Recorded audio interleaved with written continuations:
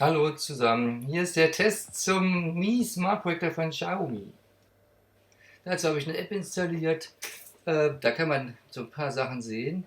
Ist natürlich immer schwierig, wenn man das mit dem iPhone einfach abvideografiert, aber ich will trotzdem mal den Eindruck wiedergeben, so wie er sich darstellt. Ich habe die Standardeinstellung genommen von dem Projektor und will herausfinden, ob der auch die allerhellsten und allerdunkelsten Schattierungen auch darstellen kann. Im Standardmodus schafft er das annähernd tatsächlich. Es ist aber auch tatsächlich so, dass der nicht gut einstellbar ist. Die ganzen Slider funktionieren eigentlich gar nicht in dem Menü. Man kann nur die unterschiedlichen Farbpresets auswählen und dann war es das aber auch. Viel mehr geht nicht. Man sieht hier so einen leichten Rotstich in den helleren Farben und wenn ich einen anderen Preset nehme, wird es nur noch viel schlimmer. Der Filmmodus soll etwas mehr ins Rötliche gehen, aber es ist also sehr, sehr stark rötlich in den hellen Farben. Und man sieht es sehr genau bei Köpfen, die erscheinen immer viel zu rot, als ob die alle eine rote Birne hätten. Das geht also nicht, man darf eigentlich nur den Standardmodus benutzen, alles andere kann man eigentlich völlig vergessen. Deswegen gehen wir jetzt wieder zurück auf den Standardmodus. Ich habe alle mal ausprobiert, die taugen alle nichts. Der Sportmodus ist erstaunlich, der ist sogar etwas farbbesser, also farbstabiler, beziehungsweise etwas neutraler. Allerdings hat er manchmal, aber nicht immer, verschluckt er manchmal die hellen und dunklen Töne, manchmal aber auch nicht. Es kommt nach der Tagesform scheinbar drauf an. Das ist ein bisschen merkwürdig. Also einfach den Standardmodus wählen, dann weiß man auch, dass es funktioniert. Man sieht auch hier schon so ein bisschen, dass das alles so ein bisschen ins Rötliche geht. Der hat einen, wirklich in den helleren Farben so eine Rotverschiebung, die man auch nicht rauskriegt. Das ist echt schade. Ist aber leider so, kann man nichts dran machen. Da bin ich außerdem woanders drauf gekommen, wo ich gar nicht hin wollte. Egal. Dann gehe ich wieder auf die Bildeinstellungen, gehe wieder zurück auf Standard und dann ist gut. Man kann auch den Benutzermodus nehmen. Hier sind die ganzen Slider, die alle nicht funktionieren, egal was man da einstellt, es passiert einfach nichts. Bis auf die Farbtemperatur, die ändert sich noch, alles andere bleibt dann so. Alles andere scheint nicht zu funktionieren.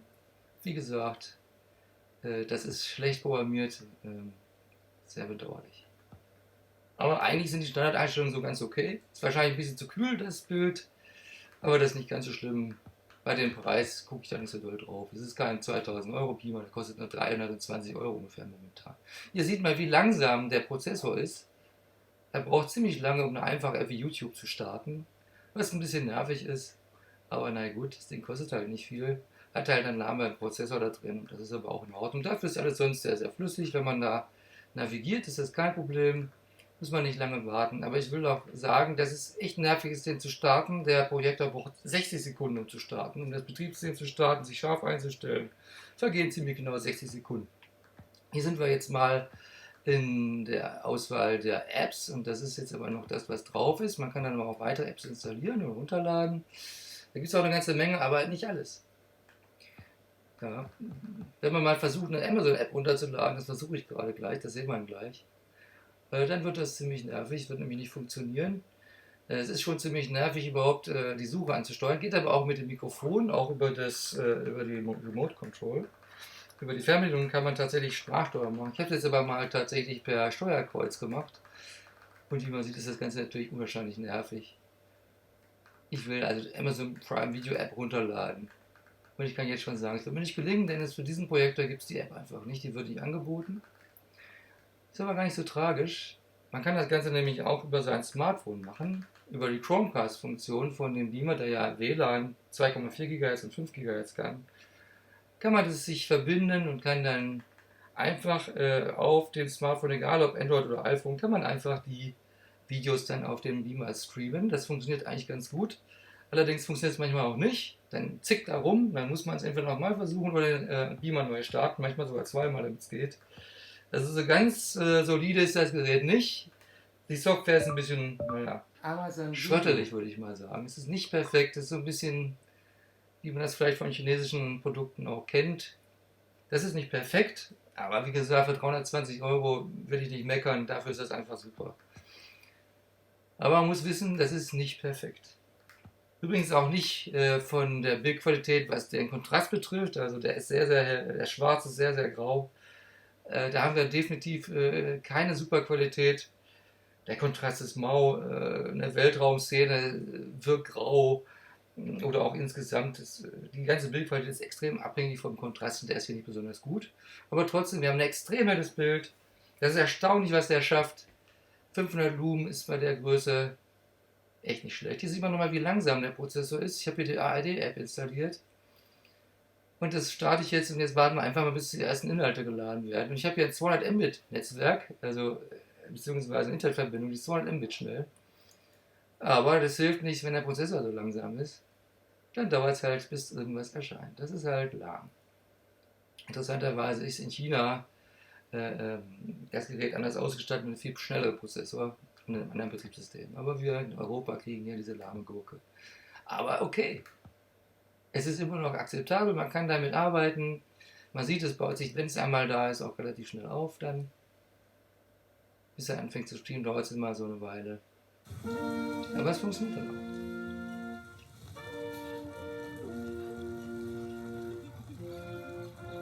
Ja, wenn man sich die Bilder anguckt, sieht man, dass es eigentlich ganz gut aussieht. Alles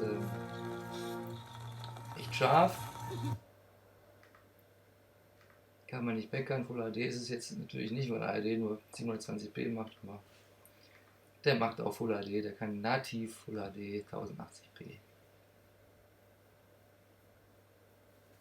Hier kann man noch mal ein bisschen sehen, was da auf der Einstiegsseite von Android TV 9 alles so draufsteht und was Google Play für Apps empfiehlt. Die da jetzt auch angezeigt werden, die kann man auch installieren. Und es ist wirklich eine ganze Menge.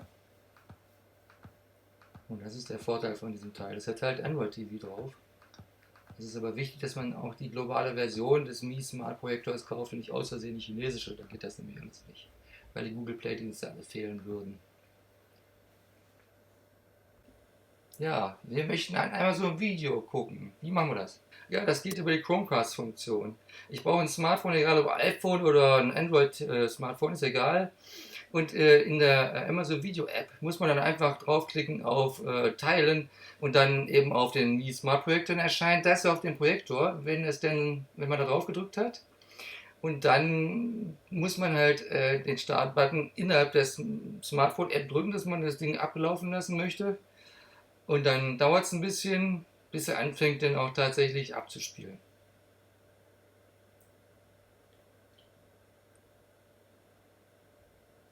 Da kann man sehen, dass es alles ein bisschen lange dauert. Aber dann fängt er auch an. Und die Bildqualität ist perfekt. Also man braucht nicht unbedingt die App auf dem Projektor selber. Es reicht völlig aus, wenn man das mit dem Smartphone macht. Und das klappt aber auch nicht immer. Manchmal klappt es halt nicht. Dann muss man es nochmal versuchen oder man muss ihn nochmal neu starten, bevor es funktioniert. Aber wenn es dann funktioniert, freut man sich.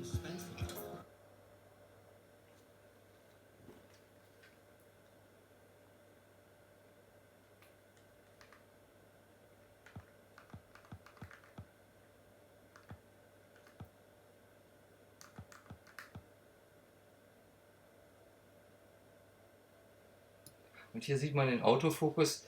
Den habe ich auch deswegen nochmal gezeigt, weil er nervig ist. Er braucht nämlich unwahrscheinlich lange. Er macht das irgendwie alles doppelt, bevor er dann wirklich wieder einen Fokus gemacht hat. Man sollte auch nicht vergessen, der Beamer wird nach ungefähr 6, 7, 8 Minuten, wenn er warm wird, also immer unscharf. Und da muss man nochmal irgendwie die Schärfe antriggern, dass der sie nochmal einstellt. Wahrscheinlich, weil die Linse warm wird, keine Ahnung, aber das ist einfach so.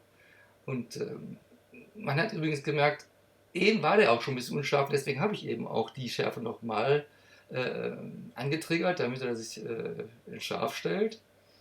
Und dann sehen wir gleich das war nämlich, die Unschärfe war im unteren Bereich, da wo auch die Zeit dargestellt wird von der Wiedergabe von Amazon Video. Und wir können gleich sehen, es ist auch wirklich scharf. Also der Beamer ist nicht immer scharf. Aber immerhin, wenn man die Entfernung verändert, indem man den Beamer woanders hin tut, erkennt er das selbstständig und fängt dann an, die Schärfe nochmal selber zu regulieren. Hier sieht man, dass es etwas schärfer ist unten. Und das ganze Bild ist auch wirklich scharf. Ich habe schon viele Beamer gesehen, auch welche, die relativ teuer waren, die es nicht geschafft haben, in allen Bildbereichen Schärfe herzustellen, überall gleich scharf zu sein. Der ist tatsächlich überall gleich scharf. Beworben wird das Gerät mit unter 30 Dezibel, das ist einfach glatt gelogen. Der macht mindestens 34 Dezibel in 1 Meter Entfernung und wenn man dicht dran ist, macht er sogar 40 Dezibel. Man hört das Rauschen sehr wohl ziemlich deutlich, aber Ich habe auch schon mal China-Geräte gesehen, die waren gefühlt mindestens doppelt und dreimal so laut und klangen wie ein Föhn. Der hat nur ein leichtes Rauschen, deswegen ist es akzeptabel aus meiner Sicht. Und man kann ihn halt auch so bauen, auf dem Stativ, da ist ein entsprechender Bogen drin, ein entsprechendes Gewinde, dass man das Ganze dann auch an die Decke beamen kann. Und jetzt sieht man, ich habe es nicht abgedunkelt, das ist wirklich hell erleuchtet und man sieht trotzdem noch was an der Wand oder an der Decke. Das ist erstaunlich, wie hell das Teil ist. Und das ist ein ausschlaggebendes Kriterium für diesen Beamer. Der ist halt saumäßig hell. Mit 500 ANSI-Lumen. Ja, und hier haben wir die Fernbedienung. Und man sieht schon das große Problem, die Netflix-Taste ist genau da, wo auch die Zurück-Taste ist. Man kommt ständig aus Versehen auf die Netflix-Taste, anstatt im Menü einfach zurückzugehen. Alles sehr eng zusammen, nicht sehr clever gemacht, wie ich finde, aber dafür schön leicht klein. Steuerkreuz, alles was man so braucht, ist drauf. Und auch eine Taste für die Spracherkennung. Ja, hier lasse ich einfach mal Kodi laufen. Das läuft nämlich auch auf dem Projektor und das ist natürlich sehr schön. Als Fernsehersatz damit brauchbar. Das funktioniert tatsächlich aber auch nur dann, wenn man die Updates weglässt. Der versucht sich selber abzudaten und danach funktioniert er nicht mehr richtig. Man darf also am besten nicht updaten. Oder man muss tatsächlich wieder, ich musste ihn tatsächlich zurücksetzen. Er hat immer ein automatisches Update gemacht. Und danach lief Kodi nicht mehr, das ZDF-App lief nicht mehr. Eigentlich konnte man ihn kaum noch gebrauchen, er war zäh und komisch. Ich habe den dann per Factory Reset zurückgesetzt und dann alles neu installiert und dann ging es wieder. Das war keine so schöne Erfahrung. Also der kann sich auch wirklich kaputt updaten. Das muss man berücksichtigen, wenn man es weiß, ist nicht schlimm. Man kriegt es auch irgendwie wieder hin, aber das ist auch eine Überraschung. Das zeigt einfach, dass hier softwaremäßig nicht so viel Fokus drauf gelegt worden ist, dass es sauber läuft. Das wird auch, glaube ich, niemals passieren, ganz einfach, weil das teuer ist und das Gerät nicht viel kostet. Ich rechne nicht damit, dass hier nochmal irgendwie Software-Updates kommen, die das Gerät verbessern. Ich glaube da nicht dran. Das wird einfach nicht passieren. Ist auch nicht schlimm, wenn man es weiß, lässt man es einfach so, wie es ausgeliefert worden ist, und dann läuft die Kiste auch. Das ist völlig in Ordnung. Hier sieht man noch so ein bisschen von der Kodi.